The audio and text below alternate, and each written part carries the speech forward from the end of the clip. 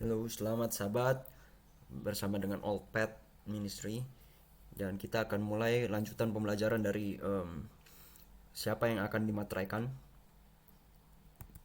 dan mari kita mulai dan kita berdoa terlebih dahulu. Bapa di surga, Bapa sumber segala hikmat dan kuasa, kami manusia yang tidak layak, miskin, buta, dan telanjang.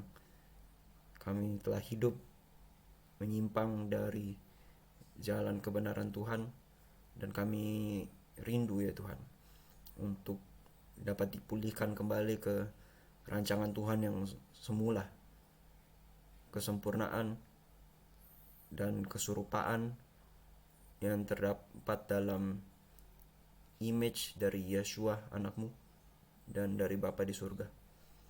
Kami rindu agar gambar dan rupa tersebut, citra tersebut dapat dipulihkan kembali dalam diri kami. Itulah rencana keselamatan yang seutuhnya. Tarik kami keluar Tuhan dari jurang dosa. Waktunya sudah hampir selesai dan inilah waktunya untuk bersiap. Tidak ada penundaan lagi. Jikalau kami masih tertidur, tolong bangunkan kami Tuhan.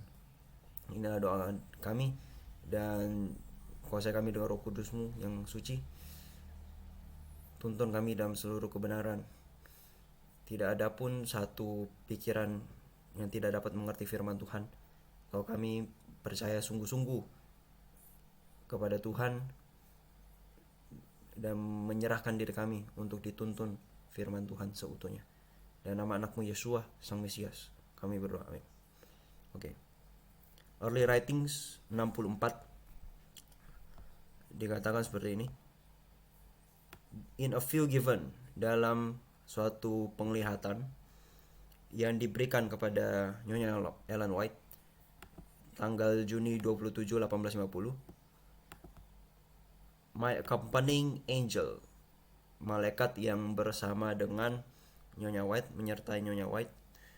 Dan kalau kita belajar Alkitab, malaikat Tuhan itu akan menyertai siapa saja yang takut akan Tuhan. Di dalam Mazmur, coba kita lihat di dalam Mazmur 34 ya, ayat yang ke-7 dikatakan malaikat Yahweh, malaikat Tuhan, malaikat Yahweh mengelilingi mereka yang takut akan Dia, takut akan Yahweh, takut akan Tuhan, dan menyelamatkan mereka. Dan Tuhan akan menyelamatkan, melindungi orang-orang yang takut akan Tuhan.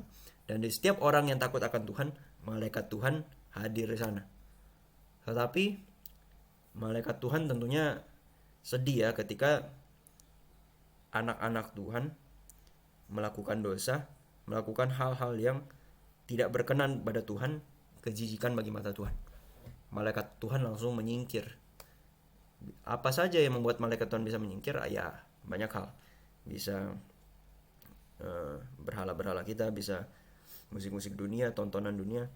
Ketika kita sedang melayani diri, kita sedang tidak berkenan bagi Tuhan, malaikat Tuhan menangis dan akan menyingkir ya dari kita. Dan kalau kita takut akan Tuhan, yaitu benci dosa, kita membenci kejahatan, mencintai Kristus seutuhnya, mencintai juru selamat kita, Tuhan kita, maka malaikat Tuhan yang akan menjaga dan melindungi kita, mengelilingi kita. Dan umat-umat Tuhan punya jaminan ini. Asuransi kita bukanlah asuransi yang ditawarkan oleh dunia ya, yang sebenarnya nggak ada gunanya. Manusia sudah begitu disuapin dengan kekhawatiran-kekhawatiran yang membuat mereka membutuhkan satu asuransi dan mereka yang melupakan Tuhan gitu, membuat orang lupa akan jaminan pemeliharaan Tuhan. Oke. Dan juga itu setan sediakan untuk bagaimana supaya manusia ini agar tetap memiliki suatu jaminan keamanan di luar dari takut akan Tuhan. Jadi untuk orang-orang yang nggak takut akan Tuhan, disediakan sarana nih. Saya juga bisa kasih jaminan kenyamanan dan keamanan buat kamu. Tapi umat-umat Tuhan harusnya adalah menggantungkan hidupnya, keamanannya, perlindungannya bukan lagi kepada manusia gitu, tapi seutuhnya untuk Tuhan. Oke. Dan kita lanjut lagi ya. Dalam view penglihatan yang dia lihat ya, Nyonya White lihat di Juni 27 1850, malaikat yang menyertai dia berkata, "Time is almost finished." Wah, waktunya sudah hampir habis.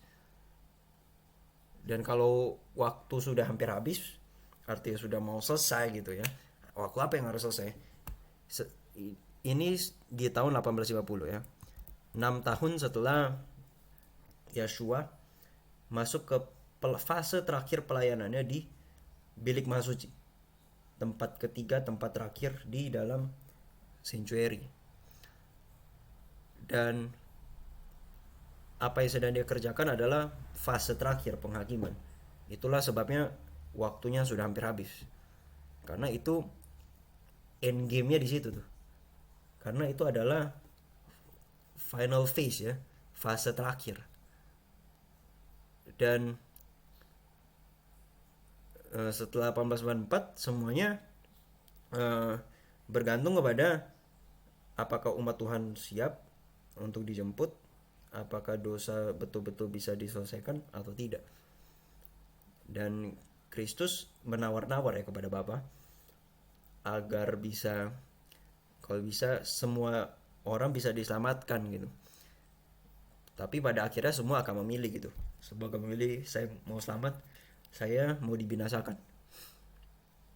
Dan semua sedang bersiap sampai ada satu titik panen ya. Dan Kristus sedang bekerja di sana untuk menyelesaikan riwayat dosa. Kita sedang ada di fase penghakiman. Waktunya sudah hampir habis. Apakah engkau merefleksikan citra, gambar dan rupa dari Yeshua kita yang penuh kasih tersebut sebagaimana seharusnya? Ini yang harus kita tanyakan sehari-hari. Waktunya sudah hampir habis. Saya sedang ngapain? Saya sedang ngapain ya? Saya sedang ngapain? Apakah setiap hari saya semakin menggambarkan gambar dan rupa Yeshua? Apakah image Tuhan itu sudah dipulihkan kembali dalam diri saya? Lalu saya ditunjukkan ke bumi dan melihat bahwa harus ada persiapan, a getting ready. Harus ada persiapan di antara mereka yang terlambat merangkul, memeluk, menerima perkabaran malaikat ketiga. Jadi ada orang-orang yang selama ini belum nggak tahu itu malaikat ketiga apa. Bahkan orang di antara umat-umat yang adalah Seventh-day Adventist yang harusnya tahu ini yang malaikat ketiga, karena itu yang harus dikabarkan, juga nggak tahu. Dan makanya sudah terlambat sekali. Kita selama ini sudah dalam kondisi tertidur, ditipu setan, merasa sudah nyaman, cukup, dan kita sedang berpaling dari Injil yang seharusnya ke Injil yang lain yang sebenarnya bukan Injil. Dan harus ada getting ready. Siapa orang-orang yang terlambat merangkul malaikat ketiga? Itulah saya dan saudara ya. Kita yang sama ini sudah bertahun-tahun di dalam gereja Advent, tetapi nggak tahu sama sekali ini apa gitu. Dan untuk orang-orang yang hidup di fase dimana waktunya sudah hampir selesai, yang sudah betul-betul terlambat, sudah jauh dari fase ini, dimana setan karena umat-umat Tuhan tertidur, jauh dari sejak 1844, 1850 dimana kutipan ini ditulis, kita sudah sangat terlambat. Kita sudah dibutakan oleh setan sedemikian rupa sehingga nggak tahu lagi apa itu malaikat ketiga, pekabaran malaikat ketiga. Dan berkatalah malaikat itu, get ready, get ready, get ready. 3 kali ya. Bersiap, bersiap, bersiap. Apa harus persiapan kita? Salah satunya adalah menerima malaikat 1, malaikat 2, malaikat 3. Itulah kenapa disebut 3 kali ya. Perkataan dari malaikat ini ya. Kamu akan harus memiliki kematian yang lebih besar dari kematian pada dunia daripada yang sebelumnya kamu pernah mati. Wow. Kamu harus mati. Kematian yang lebih besar terhadap dunia dari yang sebelumnya yang kamu pernah mati. Wow. Ternyata persiapan kita adalah diri kita harus dimatikan. Ini bukan mati secara fisik ya, bukan disuruh bunuh diri kita. Bunuh diri is very easy. Seolah-olah problem yang sangat cepat. Seperti yang dilakukan oleh mayoritas dunia di dunia ini. Tapi siapa yang mau mematikan kedagingan kita untuk stop sinning? Bukan hidup lagi dalam perhambaan dosa, kenyamanan diri dan kedagingan kita. Siapa yang mau? Itulah kematian yang lebih sulit ya. Itulah kematian yang lebih sulit. Karena kita secara lahiriah mencintai kedagingan kita. Tapi Tuhan panggil kita sebagai umat Tuhan adalah untuk sangkal diri. Sangkal diri kawan. Lukas 9 ayat 23 katakan. Lukas 9 ayat 23. Dan dia berkata pada mereka semua. Ini Yeshua berkata pada kita semua sebagai umat Tuhan di segala zaman. Jikalau seseorang mau datang kepada saya, biarlah dia menyangkal dirinya, mengambil salibnya setiap hari. Setiap hari saudara-saudara. Setiap hari guys, friend. Setiap hari kita take up his cross dan mengikuti dia. Inilah orang-orang yang akan dimateraikan. Deny himself. Deny diri, sangkal diri. Bukan hanya seminggu sekali. Bukan hanya kalau ada acara-acara tertentu aja gitu ya, baru sangkal diri. Tidak, inilah kekristenan yang sejati yang kita sudah buyar dan lupa. Kita sudah dipenuhi dengan kepelesiran dunia, kejahatan sudah semakin bertambah-tambah, dosa sudah semakin berkelimpahan, sehingga kasih terhadap Tuhan itu sudah semakin luntur, dingin.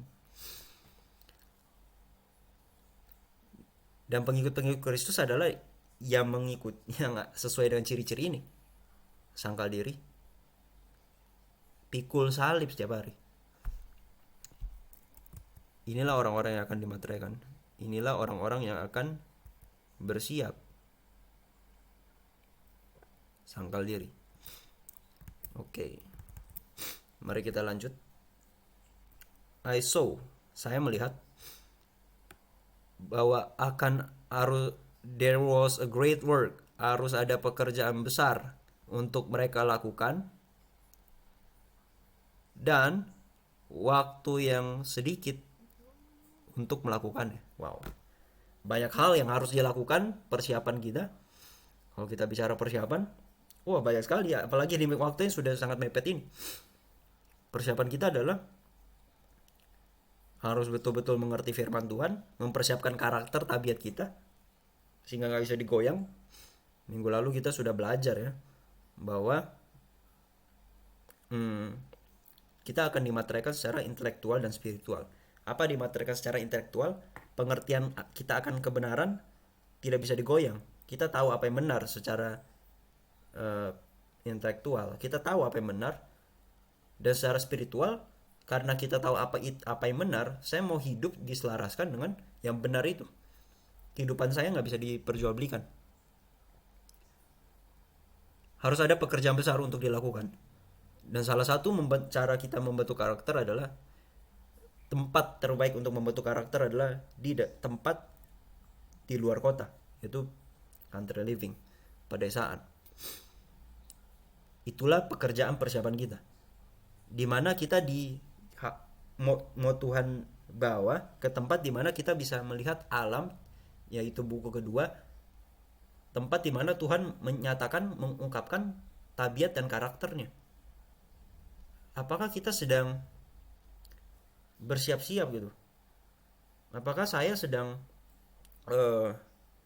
melihat tabiat dan karakter Tuhan secara utuh? Itu yang harus kita tanyakan secara pribadi. Waktu kita singkat, ya, waktu kita singkat sekali.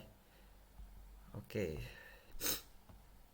Saya melihat bahwa kita harus, wajib ya, kita harus,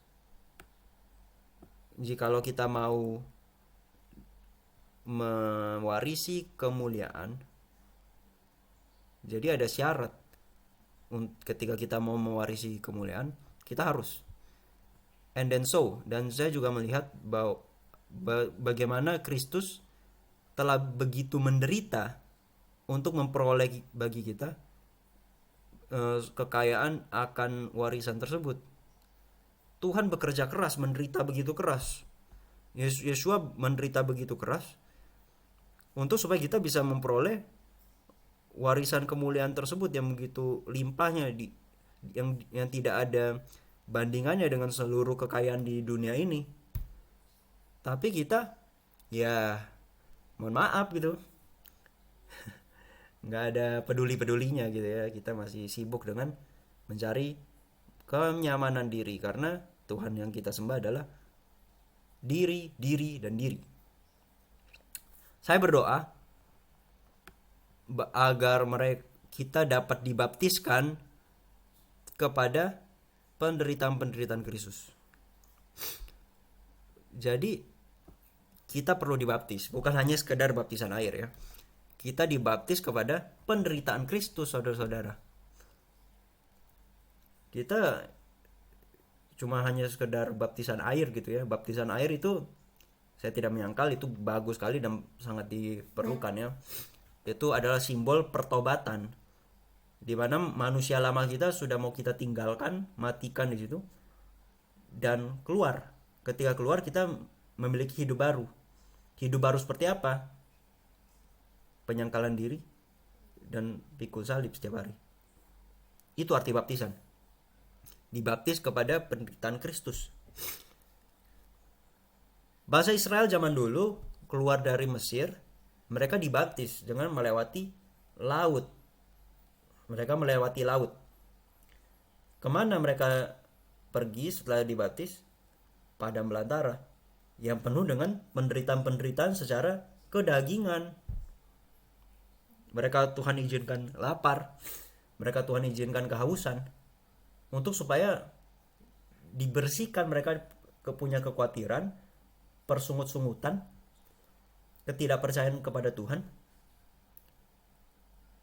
melewati semua penderitaan-penderitaan tersebut. Itulah baptisan yang sesungguhnya, yang sama ini kita sudah dibutakan dengan hanya sekedar celup, nama kita tercatat di keanggotaan gereja, tapi tidak ada mengerti makna baptisan yang sesungguhnya, yaitu kita dibaptis kepada penderitaan Kristus. Dan setiap orang yang mau dirinya dibaptis harus siap untuk menghadapi salib, penderitaan Kristus. Penderitaan karena apa? Karena dianiaya, karena kita memegang yang benar, tidak lagi hidup sesuai dengan jalan kita yang lama. Mungkin kita akan diolok oleh orang-orang terdekat kita. Kita akan dibenci semua bangsa, semua manusia, karena kita sekarang bukan lagi anak-anak setan. Kita sudah matikan manusia lama kita hidup yang baru. Hidup dalam apa? Dalam menyalibkan diri. Di dalam Galatia 2 ayat 20 kita baca ulang-ulang, saya disalibkan bersama dengan Mesia. Saya disalibkan bersama dengan Mesia. Mati diri kita setiap hari. Saya mau disalibkan terus. I am, bukan I was ya, tapi always present. I am ini dalam bahasa Inggris adalah present tense ya. Selalu. Sekarang. I was masa lalu. I will masa depan. Dan kita hidup detik demi detik itu adalah presence.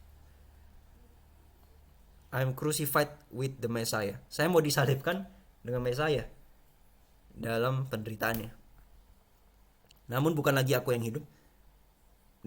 Namun meskipun saya hidup, saya yang bernafas ini, saya yang hirup udara, saya yang makan makanan sehari-hari, tapi bukan lagi saya, tetapi Mesias Kristus yang hidup di dalam saya. Dan kehidupan yang saya sekarang hidup di dalam daging manusia, saya sekarang hidupkan dalam iman terhadap anak Yehova yang mengasihi saya dan menyerahkan nyawanya untuk saya. Inilah disalibkan dalam Kristus, dibaptis dalam penderitaan-penderitaan Kristus. Bukan lagi saya yang hidup, tapi Yeshua, the Messiah, yang hidup di dalam saya. Dan kita dituntut untuk memiliki kematian yang lebih besar dari yang sebelumnya.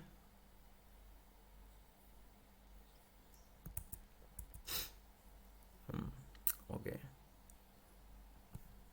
Saya berdoa untuk kita bisa dibaptiskan kepada penderitaan-penderitaan Kristus agar kita tidak tenggelam dalam pencobaan-pencobaan, tetapi menanggung pencobaan-pencobaan ini, menanggung ujian-ujian ini dengan kesabaran dan sukacita, mengetahui bahwa Yeshua telah menderita agar kita melalui kemiskinan dan penderitaannya bisa dijadikan kaya.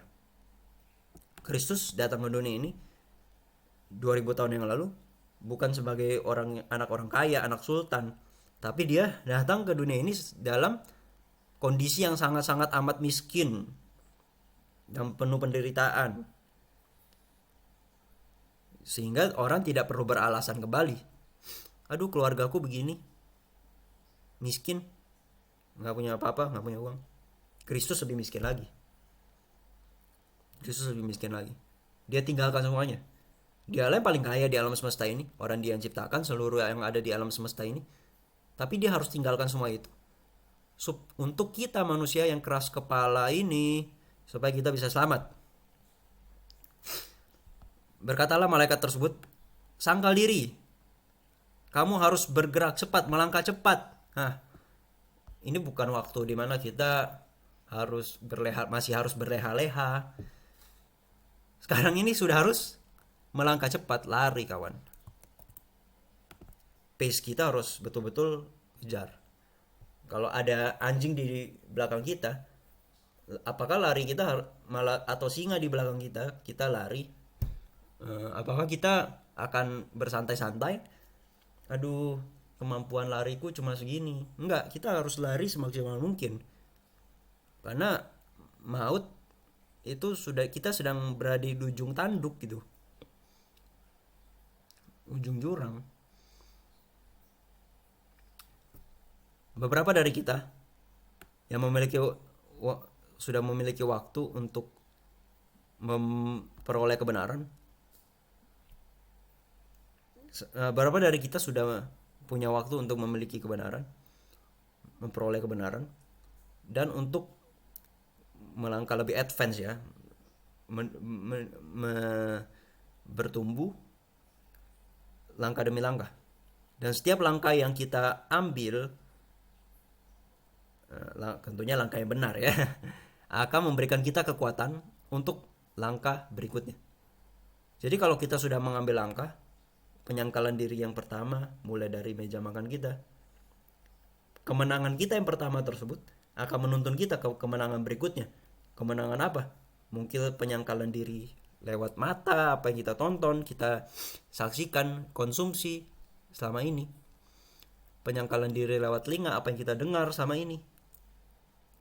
Penyangkalan diri yang berikutnya, kita sudah muak dengan apa yang dulu kita sukai, dan saya mau diubahkan, saya sudah muak tempat tinggal saya di perkotaan ini sudah membuat kita muak. Kita mau dipulihkan ke rancangan berikutnya, langkah berikutnya, yaitu setiap kita harus keluar dari kota. Kita mau lihat, mempersiapkan diri melihat tabiat karakter Tuhan di alam, melakukan pekerjaan persiapan, manual labor, pekerjaan-pekerjaan yang bisa menolong kita dalam pekerjaan misionari. Ketika kita diutus ke tempat yang terpencil, kita bisa berkreatif dengan latihan yang sudah Tuhan berikan. Itu kesukaan kita semakin berubah. Tapi kalau kita terus menerus menyerah terhadap kedagingan kita, bukan roh kita yang dikuatkan, tapi yang dikuatkan adalah kekuatan untuk melanggar lagi. Kekuatan untuk menurut ya semakin dilemahkan. Pilihan-pilihan kita sehari-hari itu sedang menguatkan kedagingan kita atau roh kita. Yang mana yang kita mau lemahkan dan matikan gitu? Roh atau daging? Itu yang harus kita tanyakan. Tetapi sekarang waktunya sudah hampir habis. Waktu sudah hampir habis. Kita sudah hidup di mana fase pekabaran malaikat ketiga itu akan tergenapi dalam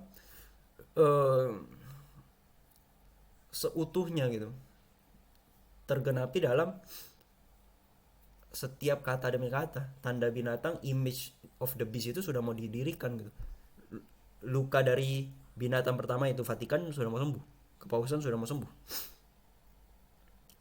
Apa yang kita dahulu pelajari bertahun-tahun, mereka, yaitu kita sekarang yang hidup di zaman akhir, harus pelajari dalam beberapa bulan saja. In a very short months. Menuju 2021 yang akan ada di hadapan kita, another crisis akan datang. Kita sudah lihat suatu krisis tahun 2020, dan berikutnya kita akan lihat krisis yang lebih dahsyat lagi. Salah satunya adalah vaksinasi ya, dimana kita akan ditarik kebebasan kita dan dipaksakan untuk wajib divaksinasi. Yang mana ini adalah tes health reform. Health reform adalah seperti tangan dan tubuh, hubungannya dengan malaikat ketiga. Dia pembuka jalan bagi malaikat ketiga.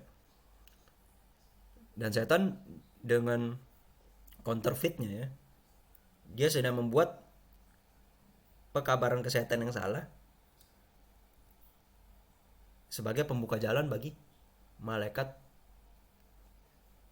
tiga roh najis ya. Bagi pembuka jalan bagi tanda binatang, image of the beast, bagi binatang pertama yang lukanya sudah hampir sembuh. Very short time, dalam beberapa bulan. Dan dalam beberapa bulan ini apa yang mau kita persiapkan, saudara-saudara? Waktunya sudah hampir habis. They will also have much to unlearn. Banyak dari apa yang sudah kita tahu, kita harus tinggalkan. Kita unlearn. Ternyata sama ini yang kita pelajari bertahun-tahun banyak yang salah, harus ditinggalkan. Dan banyak yang harus dipelajari kembali.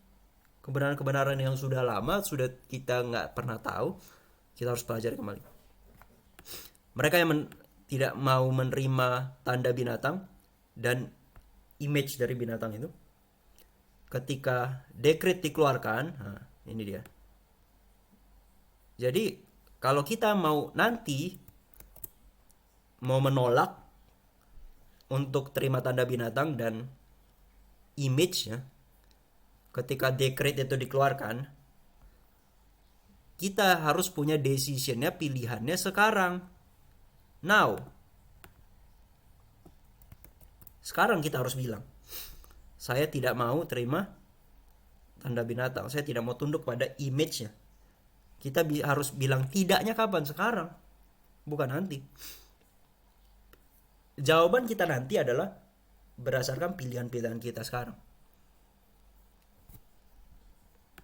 Tidak, saya tidak akan menghormati institusi dari binatang tersebut. Sekaranglah waktunya kita untuk melakukan hal tersebut. Apa yang kamu lakukan, saudara-saudara, di hari persiapan yang besar tersebut?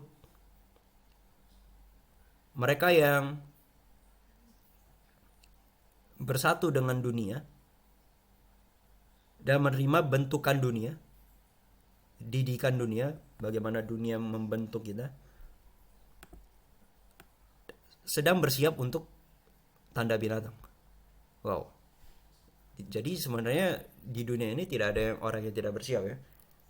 Semua orang bersiap.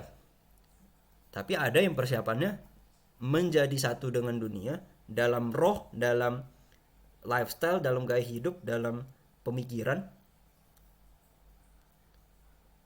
dan dididik oleh dunia. Pikiran kita jadi terbentuk oleh pola doktrin pikir, pola pikir dunia. Itu yang membuat kita bersiap untuk terima tanda binatang di dahi atau di tangan.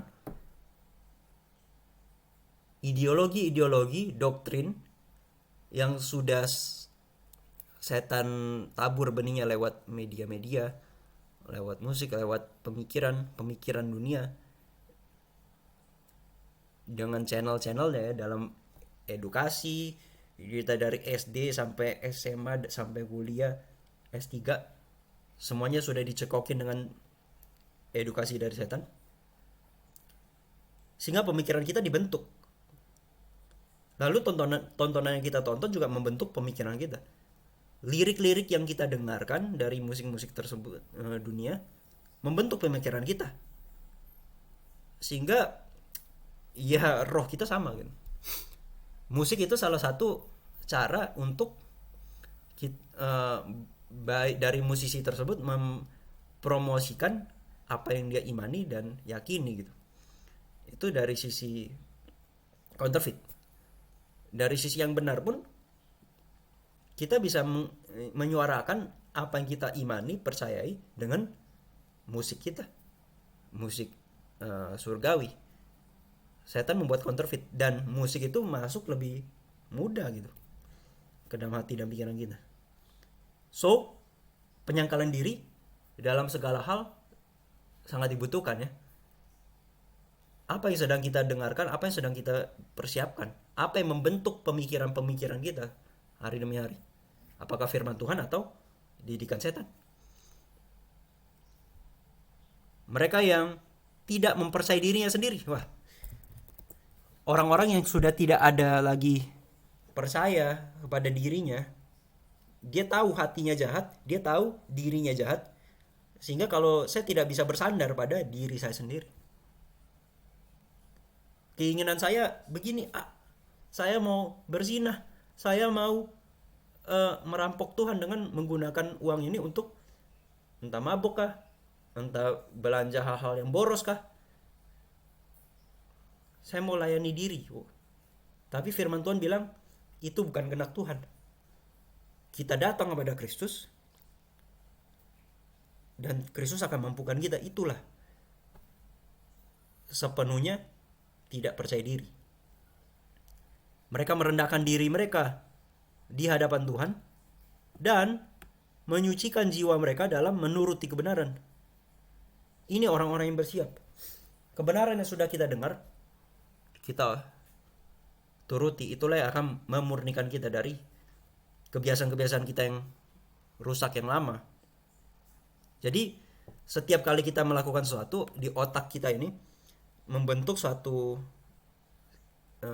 jalan, satu pola, dimana kalau kita lakukan itu terus menerus, dia akan makin lebar gitu jalannya ya, akan makin lebar dan sudah otomatis, makin otomatis.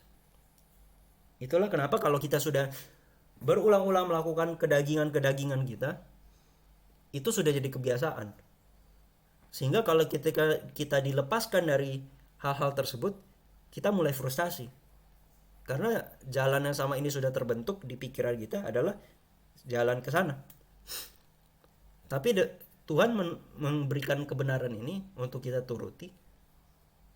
Dan ketika kita lakukan, kita sedang membentuk jalan yang baru nih. Ada jalan yang baru. Dan jalan yang lama ini yang mau disangkal sampai betul-betul hilang. Dan jalan yang baru ini akhirnya jadi kebiasaan, jalan yang makin lebar. Dan kita otomatis melakukan yang benar tersebut. Kita disucikan hari demi hari dengan menuruti kebenaran. Sudahkah saya menurut kebenaran hari ini? Itu yang harus kita tanyakan setiap hari. Inilah orang-orang yang menerima bentukan surga dan bersiap untuk materai Tuhan di dahi mereka. When the decree goes forth. Ketika dekret itu keluar dan capnya diimpreskan, capnya sudah dicap ya. Artinya dekretnya sudah dikeluarkan dan disahkan. Dekret apa? Dekret image of the beast. Ketika dekret itu keluar, Sandelo sudah dikeluarkan, karakter mereka akan tetap murni dan tidak bercacat sampai kekekalan. Jadi waktu Sandelo itu, waktu dekret sudah keluar, itu bukan baru memilih lagi. Itu sudah panen, sudah matang pilihan kita. Dan karakter orang yang sudah memilih dengan benar selama ini, sudah menyucikan jiwa mereka dengan menurut kebenaran, karakter mereka tidak akan berubah lagi sampai kekekalan. Waktu dekret keluar. Waktu dekret keluar itu sudah, karakter kita sudah matang dan terbentuk. Apakah matang untuk kebinasaan atau matang untuk kehidupan kekal? Waktu dekret keluar. Dan tidak bisa berubah lagi ya. Sekaranglah waktunya untuk bersiap. Kapan waktu untuk bersiap? Sekarang. Sekaranglah kita mulai sudah harus tidak lagi percaya diri.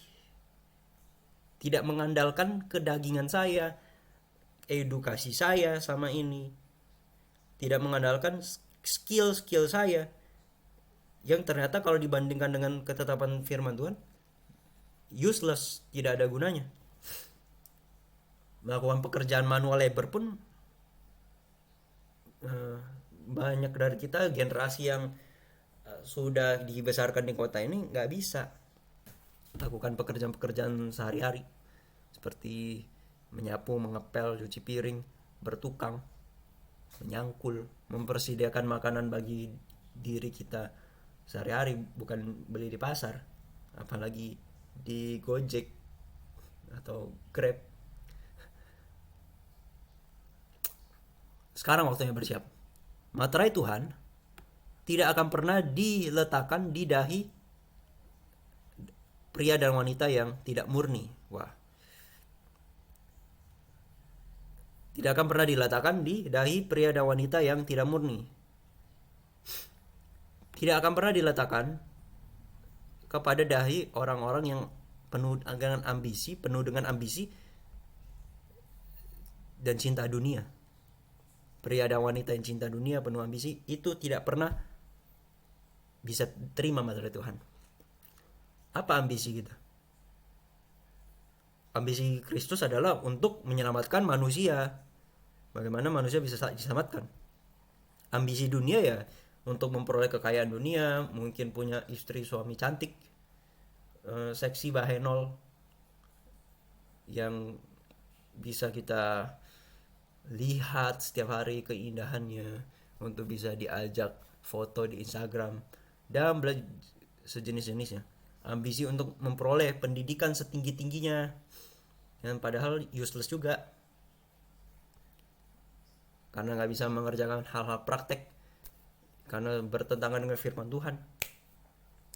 Tidak akan pernah ditempatkan di dahi pria dan wanita yang lidahnya menipu dan hati yang menipu, menyesatkan. Semua yang mau menerima materai Tuhan harus tanpa noda di hadapan Tuhan. harus tanpa noda. Apa ini noda? Jadi ketika kita berbuat dosa, itu diibaratkan seperti baju kita yang kita lagi pakai baju putih. Baju yang putih ini waktu kita berdosa, kita sedang taruh kotoran di baju kita. Kotoran tersebut ada dosa gitu.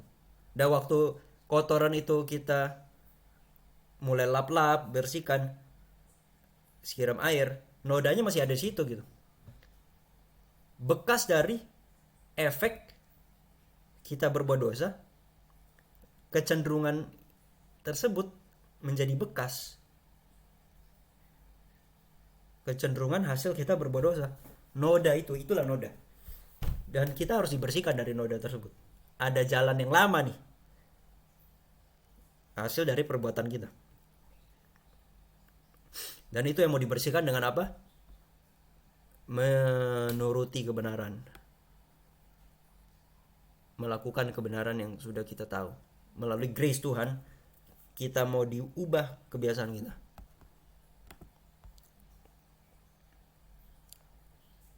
Inilah kandidat surga.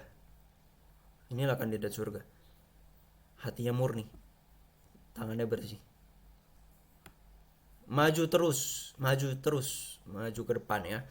Saudara-saudariku, saya hanya dapat menulis briefly itu ya introduction, perkenalan, sekedar.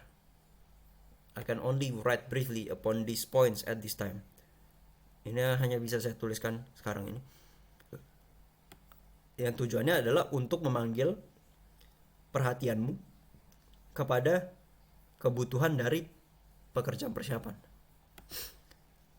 Selidikilah Alkitab bagi dirimu sendiri. Ini penting sekali ya. Selidikilah Alkitab bagi dirimu sendiri.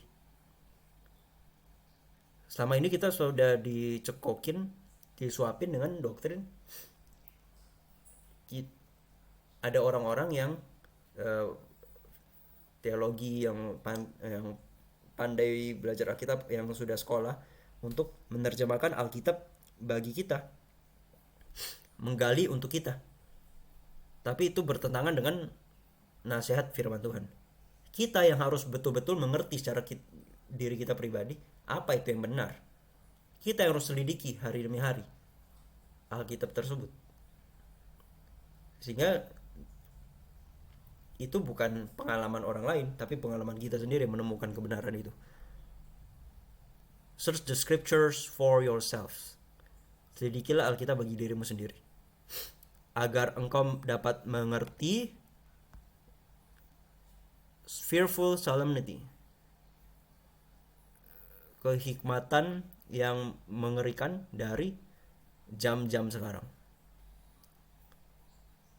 Selidikilah Alkitab bagi dirimu sendiri, saudara-saudara, supaya kita mengerti jam-jam yang kita hidup sekarang ini, present hour, adalah suatu event, satu waktu yang menakutkan,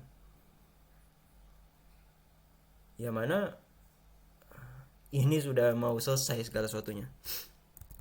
Seberapa menakutkan apa? Mari kita lihat ya di dalam testimoni volume 9 halaman 11.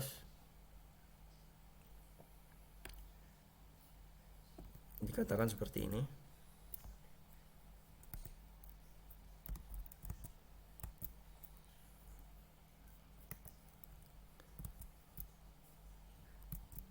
Oke. Agensi-agensi kejahatan, agen-agen kejahatan sedang menyatukan kekuatan, kekuasaan mereka dan bekerja sama. Jadi agen-agen kejahatan dari berbagai sisi, kalau kita mau pelajari, dari sisi ekonomi, dari sisi politik, pemerintahan dunia, dari segi media mainstream, itu sedang menyatukan kekuatan mereka. Untuk apa? Untuk krisis besar terakhir. Dan itu sudah makin strength, makin kuat, makin susah lah mau digoyangnya. Semua all nations, semua bangsa sudah mabuk. All denominations sudah mabuk.